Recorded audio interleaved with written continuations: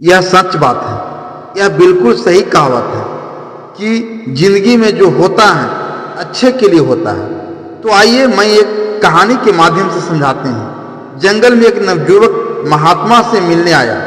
वह काफी दुखी नवयुवक व्यक्ति था और रो रहा था। महात्मा उस नवयुवक को समझाते हैं कि तुम अपने जीवन में चिंता न करो, जो कुछ भी हुआ है सब अच्छे के लिए हुआ है।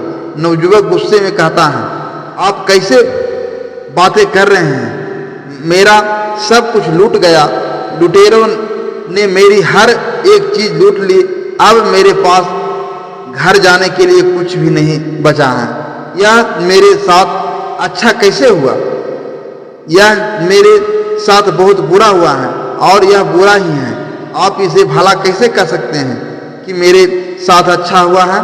दरअसल वह नवयुवक जंगल में भ्रमण के लिए निकला था। जंगल में घूस ही रहा था कि लुटेरों ने उसको सामान छीन लिया और उसे निहत्था छोड़ दिया।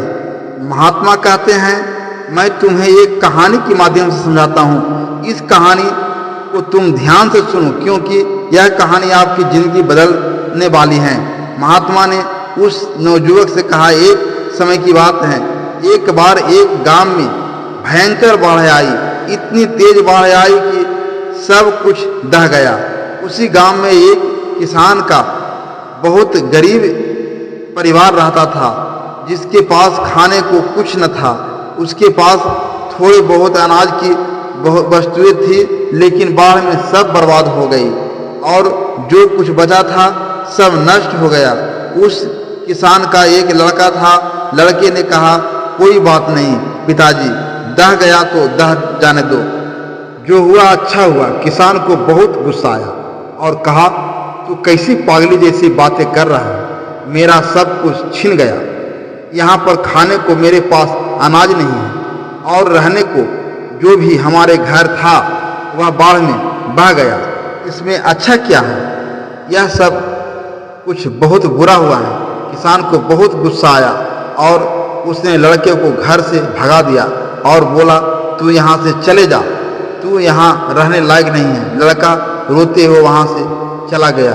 लेकिन शाम हो गई और लड़का अभी तक घर नहीं आया। किसान को यह बात समझ में आई कि उसने गलत कह दिया, लेकिन वह कर भी क्या सकता था। अचानक से एक नौका आई और उसमें से लोग उतरे। लोग उस गांव के लोगों को बचाने लगे। किसान की पत्नी कहती है, क्यों ही उसको डांट दिया? सही तो कह रहा था। देखिए, अच्छा ही हुआ, लोगों ने हमें बचा लिया। उसने कहा, तुम बेवकूफ़ हो, तुम्हें समझ में नहीं आ रहा है कि इसमें अच्छा कुछ भी नहीं है। इनका तो बचाना ही काम है। अभी इन्होंने बचा लिया, लेकिन हमारे पास खाने को भोजन नहीं और ना ही रहने को घर है। हम कहाँ रहेंगे और क्या खाएंगे? क्या इसका कोई हल है? किसान की पत्नी ने कहा, पैसे नहीं है तो क्या हुआ? आप इतने परेशान क्यों लग रहे हो? किसान बोला, दरअसल बात पैसे की भी नहीं है। उस घर में एक पोटरी थी। उस पोटरी में बहुत ही खास चीज रखी थी, वह भी बाढ़ में बह गई। अब मेरे पास कुछ भी नहीं बचा। किसान की पत्नी बोली, ऐसा क्या था उस पोटरी में? किसान ने कहा, मैं तुम्हें अवश्य बताता, लेकिन अब जब वह है ही नहीं तो उसको बताने का क्या तात्पर्य? धीरे धीरे समय गुजरता रहा। उस किसान ने लोगों से मांगकर जीवन यापन करना शुरू किया, लेकिन ऐसा भला कब तक काम चलता? इस साल उस खेत में भी अच्छी फसल नहीं लगी थी। वह बहुत परेशान और चिंतित था। उसे कुछ समझ में नहीं आ रहा था कि क्या किया जाए। एक शाम को अपनी पत्नी के साथ बैठकर बातें कर रहा था तो उसकी पत्नी बोली, चिंता करने से क्या होगा? आप नगर में जाकर कोई काम आज क्यों नहीं करते हैं? कुछ न कुछ रोजी रोटी के लिए धन इकट्ठा हो ही जाता, उसी के सहारे हम अपना काम चला लेंगे। आप परेशान मत होइए, मैं भी बगल के घरों में जाकर काम किया करूँगी। कुछ धन तो आएगा, इससे जीवन जीना आसान हो जाएगा। किसान ने कहा, बात तो सही है। अगले दिन वह किसान काम की तलाश में शहर गया। हर गलियों में कुछ काम ढूंढने लगा कि कोई उसे कोई काम दे दे, लेकिन कहीं किसी ने कोई काम नहीं दिया। अब वह चिंता की मारे और परेशान होने लगा कि कैसे काम चलेगा और कैसे अपने परिवार का पालन पोषण करूंगा। उसके पास घर नहीं है। उसने जैसे तैसे करके बाढ़ के जाने के बाद घास फूस से छोटा सा घर बनाया था। एक दिन किसान अपने खेतों में फसलों को देख रहा था, क्योंकि इस साल फसल भी अच्छी नहीं लगी थी। इसलिए इस बार को सोचकर चिंतित हो रहा था कि इस साल फसल ने भी साथ नहीं दिया। मेरा लड़का भी घर छोड़कर चला गया है, तो हर तरह से अनाथ हो गया हूँ। ऊपर से वह कह रहा है कि जो हुआ अच्छा हुआ, यह भला अच्छा कैसे हो सकता। उसकी पत्नी उसे फिर समझाती हैं कि क्या आप फालतू में चिंता कर रहे हो, आप फिर से कोशिश करो, काम कहीं न कहीं कुछ न कुछ तो मिल ही जाएगा। अब घर पर बैठकर रोने से अच्छा है आप कुछ न कुछ कोशिश किया करो, क्योंकि क्या पता कुछ काम हाथ लग जाए। किसान को उसकी पत्नी की बात ठीक लगी और अगले दिन वह फिर काम की तलाश में निकल पड़ा, लेकिन इस बार भी उसे कोई काम हाथ नहीं लगा और फिर निराश हुए घर लौटा। वह घर लौटने वाला ही था कि रास्ते में उसे एक महात्मा मिले और बोले, क्या है, तुम क्या परेशान हो रहे हो। किसान ने उनको सारी बात बताई। दरअसल बाढ़ में मेरा सारा घर बह गया और मेरे पास खाने का अनाज नहीं, रहने को घर नहीं। छोटा सा घर मैंने कैसे भी करके बनाया है और फिर भी मैं अपना जीवन बड़ी मुश्किल से गुजार रहा हूँ। उस महात्मा ने कहा कि इसमें परेशान होने वाली क्या बात है। महात्मा से उस किसान ने कहा, परेशान वाली बात तो है ही। मैंने गुस्से में अपने लड़के को बहुत कुछ सुना दिया था और वह उस दिन से घर छोड़कर चला गया। महात्मा ने कहा, तभी तो मैं कह रहा हूँ जो हुआ अच्छा हुआ। किसान को फिर गुस्सा आया और बोला, आप ऐसी बातें कैसे करते हैं, मैं इतना परेशान हूँ, मेरा सब कुछ छिना हुआ है, मेरे पास खाने को कुछ भी नहीं, मेरा लड़का भी मेरा साथ नहीं दिया और वह भी घर छोड़कर चला गया। इसमें क्या अच्छा है और क्या अच्छा हो सकता है, यह तो हर तरह से बुरा है। महात्मा ने कहा, सब्र रखो, हर सवाल का जवाब तुम्हें समय आने पर मिल जाएगा, तुम परेशान न हो। वह महात्मा वहाँ से चले गए। किसान को फिर अफसोस हुआ कि महात्मा को देने के लिए उसके पास कुछ भी नहीं है, लेकिन वह उस रात को यह सोच के हैरान था कि आखिर जो होता है अच्छे के लिए कैसे होता है। मेरे साथ तो अच्छा हुआ ही नहीं। लेकिन वह फिर से अगले दिन काम की तलाश में वह नगर निकल जाता है, लेकिन इस बार किस्मत उसकी सही होती है और उसे एक बड़े सेठ के घर में उसे काम करने के लिए कुछ काम मिल जाता है। सेठ बड़े दयालु होते हैं और वहाँ पर पैसे भी कोई दिक्कत नहीं है। वह सेठ कहता है, अगर तुम्हें कोई दिक्कत है तो मेरे घर के बगल में एक मकान खाली पड़ा है, तुम वहाँ पर रह सकते हो। किसान ने कहा, नहीं नहीं, मैं आपका बहुत आभारी हूँ, मैं वहीं ठीक हूँ। उसने अच्छी तनख्वाह पर उस किसान को काम पर रख लिया।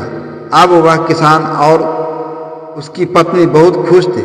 अगले दिन रात के समय उसके दरवाजे को एक लड़के ने खटखटाया। उन्होंने दरवाज़ा खोला और देखा। वह हैरान रह गए कि एक लड़का लंबी सी कार और बड़ा सा बैग हाथ में लिए दरवाजे के सामने खड़ा था। किसान बिल्कुल आश्चर्यचकित रह गया। उसे समझ में नहीं आ रहा था कि यह कौन है। लड़के ने बोला, पापा मैं हूँ, आपका लड़का। वह हैरान रह गया, आखिर यह कैसे हुआ, यह क्या चमत्कार है। लड़के ने बोला, आपने घर बदल लिया, हमें बताया तक नहीं। मैंने गांव वालों से पूछा तो उन्होंने बताया कि अब हमारा घर यहाँ पर है। दरअसल मैं उस दिन यहाँ से निकलकर दूर शहर में काम की तलाश में निकला था और मुझे वहाँ पर काम मिल गया और मैं वहीं पर व्यापार करने लगा और उस व्यापार में मुझे बहुत मुनाफा हुआ और आज उसकी बदौलत मैं आपसे मिलने आया हूँ। और मैं आपको बता दूँ, मैं वहाँ नगर में एक और घर बना लिया हूँ।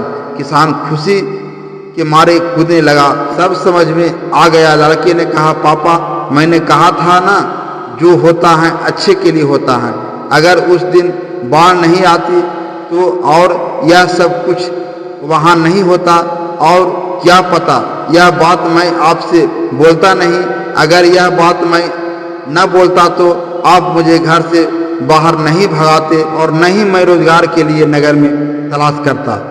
किसान ने कहा, हाँ मुझे यह बात समझ में आ गई, यह बिल्कुल सही बात है।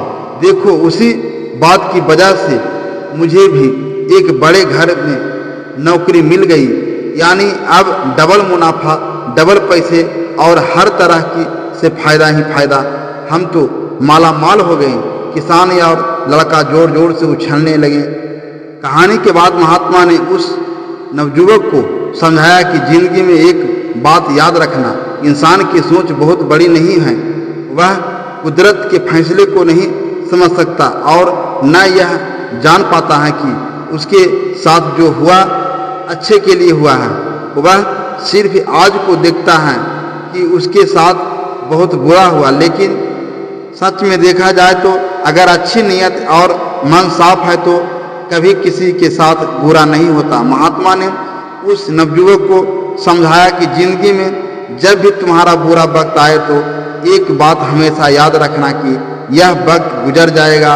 इस बात को तुम याद रखना कि यह समय कितना भी बुरा हो, तुम्हारी जिंदगी में कितने भी दुख या फिर मुसीबत का पहाड़ क्यों न हो, एक वक्त बाद सब ठीक हो जाता है और सब आसान बन जाता है। बस वह समय बुरा होता है, इसलिए बुरे वक्त से लड़ने की याद डालो और बुरे वक्त से ऐसा कोई भी कदम ना उठाओ जिसकी वजह से तुम्हें बाद में पछताना पड़े। अगर कुछ बुरा होता है तो भी अच्छे के लिए होता है, लेकिन देर से ही सही उस बात का और उस सवाल का जवाब इंसान को मिल ही जाता है। जब इंसान का समय खराब होता है तो उसकी बुद्धिमान करना बंद कर देती हैं। इंसान का समय खराब होता है लेकिन ठीक भी हो जाता है। तब उस नवयुवक ने कहा, यह सब तो ठीक है, लेकिन मेरा तो सब कुछ चोरी हो गया, इसमें अच्छा क्या है? अब तो मेरे पास कुछ नहीं है, मैं घर कैसे जाऊंगा? महात्मा ने कहा, दरअसल मुझे एक जंगल में कुछ मिला था, यह लो। तब महात्मा ने उस एक चमत्कार पत्थर दिया और कहा, तुम इसे ले जाकर नगर में बेच सकते हो, क्योंकि यह मेरे किसी काम का नहीं है और मैं इसे कुछ नहीं कर सकता। उस लड़के को भी यह बात समझ में आ गई कि बात तो सही है, अगर मेरा सम्मान चोरी नहीं होता तो मैं महात्मा के पास नहीं आता, और जब मैं महात्मा के पास नहीं आता तो मुझे पत्थर कभी नहीं मिलता। दरअसल वह एक पारस पत्थर था जिसको लोहे से संपर्क करके हर लोहे की चीज को सोने में बनाया जा सकता था। अब वह भी मालामाल हो गया।